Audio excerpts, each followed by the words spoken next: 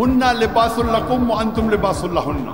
ভারতীয় বংশোদ্ভূত ইসলামী বক্তা ডক্টর জাকির নায়েককে আপাতত বাংলাদেশ প্রবেশের অনুমতি না দেওয়ার সিদ্ধান্ত নিয়েছে সরকার। গতকাল মঙ্গলবার সচিবালয়ের স্বরাষ্ট্র মন্ত্রণালয়ের সভাকক্ষে অনুষ্ঠিত আইন শৃঙ্খলা সংক্রান্ত কোর কমিটির বৈঠকে এ সিদ্ধান্ত নেওয়া হয়।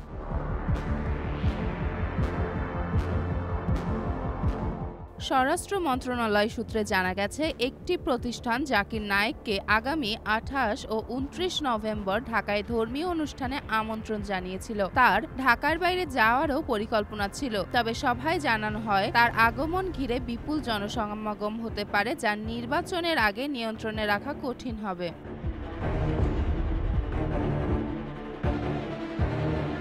বর্তমানে আইনশৃঙ্খলা বাহিনীর সদস্যরা জাতীয় নির্বাচনকে ঘিরে বিভিন্ন দায়িত্বে ব্যস্ত থাকায় অতিরিক্ত মোতায়েন সম্ভব নয়। সভায় সিদ্ধান্ত হয় নির্বাচনের পর তার বাংলাদেশ সফরের বিষয়ে বিবেচনা করা যেতে পারে। 2016 সালের হোলি আর্টিজেন হামলার পর ভারত সরকার জাকির নায়েকের বিরুদ্ধে সন্ত্রাসে উস্কানি ও বিদ্বেষমূলক বক্তব্যের অভিযোগ আনে। এরপর তিনি মালয়েশিয়ায় আশ্রয় নেন এবং সেখানে স্থায়ীভাবে বসবাস করছেন। সভার সভাপতিত্ব করেন স্বরাষ্ট্র উপদেষ্টা লেফটেন্যান্ট জেনারেল মোহাম্মদ জাহাঙ্গীর আলম চৌধুরী। উপস্থিত ছিলেন আইজিপি বাহারুল আলম সহ সরকারের বিভিন্ন সংস্থার শীর্ষ কর্মকর্তারা।